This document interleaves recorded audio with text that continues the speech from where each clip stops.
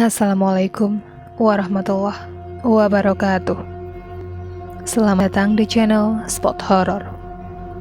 Di video kali ini aku akan membagikan sebuah cerita horor di mana ada seseorang yang melihat ruhnya meninggalkan tubuhnya sendiri.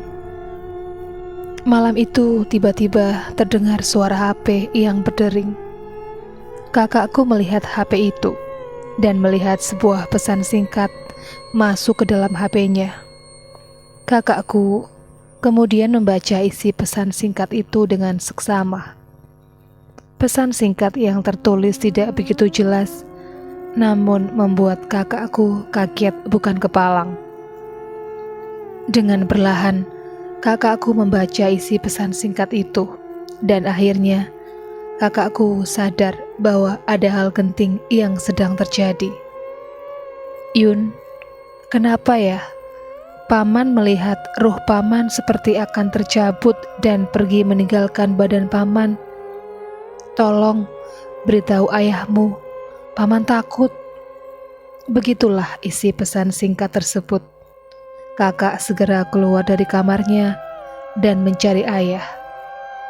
Dengan suara yang terbata-bata, kakakku berhasil menceritakan apa yang sedang terjadi dan kemudian memberitahu semua keluarga yang kala itu memang sedang berada di rumah.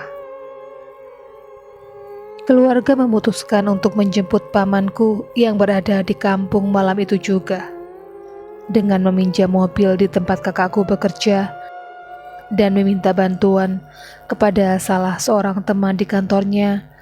Dijemputlah pamanku. Tepat pukul 12 malam, pamanku tiba di rumahku. Dari kejauhan aku lihat ada sesuatu yang berbeda pada pamanku. Wajahnya terlihat tidak sehat, pandangan matanya kosong, dan tergambar jelas rasa ketakutan pada dirinya. Perlahan, dia berjalan menapaki pekarangan rumahku, kemudian duduk di teras depan kamar kakakku. Ibuku mulai menanyakan apa yang sebenarnya terjadi kepada pamanku. Seperti orang kehilangan fokus, pamanku tidak merespon pertanyaan ibu. Pamanku baru mulai tersadar ketika ibuku bertanya yang ketiga kalinya dan mulai menceritakan hal yang sedang menimpanya. Aku gak tahu apa yang sebenarnya terjadi, tapi aku melihat ruhku perlahan keluar dari tubuhku. Hal itu membuat aku takut untuk tidur. Aku takut jika ruhku itu keluar, maka aku tidak akan terbangun lagi. Aku hampir saja kehilangan kesadaranku, hingga akhirnya aku ambil teleponku dan kukirim pesan singkat itu. Begitulah penuturan singkat pamanku malam itu. Kemudian, pamanku dibuatkan secangkir kopi untuk menenangkan pikirannya. Pamanku mulai menceritakan bahwa beberapa hari sebelumnya, dia mengalami mimpi-mimpi menyeramkan yang membuatnya sering ketakutan untuk tidur. Pernah juga dia bermimpi salah seorang saudara sepupunya datang ingin membunuhnya, dan kemudian terjadi perkelahian antara pamanku dan saudara sepupunya itu di dalam mimpinya. Belum juga pamanku berhenti bercerita, ayahku memegang tengkuk pamanku dan pamanku jatuh tersungkur di teras depan kamar itu. Aku yang dari tadi sudah bersiap mengambil posisi, begitu juga dengan seorang saudaraku yang lain, refleks memegang kedua tangan pamanku. Tak lama, ayahku mengambil posisi di atas kepala pamanku, dan saat tangan ayahku mulai menyentuh leher pamanku, tubuh pamanku yang tadinya tertidur pulas tiba-tiba memberontak dan berteriak kesakitan. Tangan dan kakinya mulai mengejang, dan yang membuat aku tidak bisa lupa adalah tiba-tiba halaman rumahku dipenuhi dengan bau bangkai. Iya, bau bangkai busuk yang sangat menyengat. Bau itu tercium sangat jelas dan seluruh keluargaku pun menciumnya juga. Di sanalah keluargaku mulai menyadari bahwa pamanku terkena serangan secara gaib. Iya, pamanku sedang terkena serangan tak kasat mata.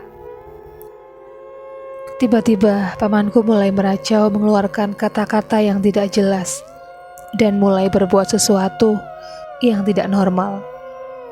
Pamanku mengeluarkan suara yang begitu berat dan kami semua sangat sadar itu bukanlah suara miliknya. Ayahku mulai berbicara dan menanyakan siapa yang sedang berada di dalam tubuh pamanku untuk memastikan apakah makhluk itu adalah makhluk dari alam gaib yang marah karena pamanku pernah berbuat salah, ataukah suruhan dari seseorang untuk menyakiti pamanku. Namun makhluk itu membisu, tidak menjawab pertanyaan ayahku. Dia hanya mengeluarkan suara erangan yang mencirikan bahwa makhluk itu sedang kesakitan. Ayahku terus bertanya, namun makhluk itu tetap tidak mau menjawab.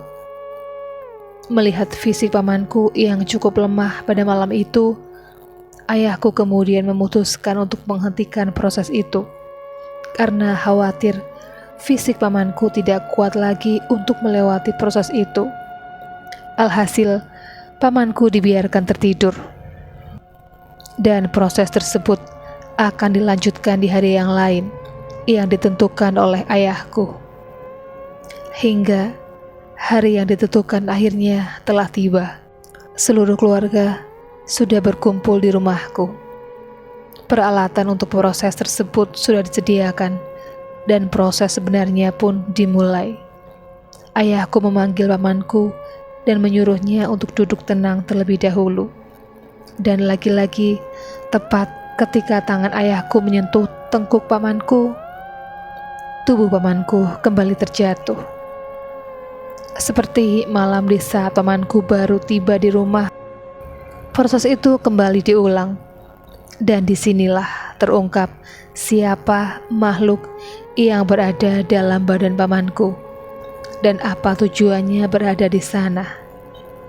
Sangat mudah mengenali, sangat mudah untuk mengetahui siapa yang menyuruh makhluk itu untuk menyakiti pamanku.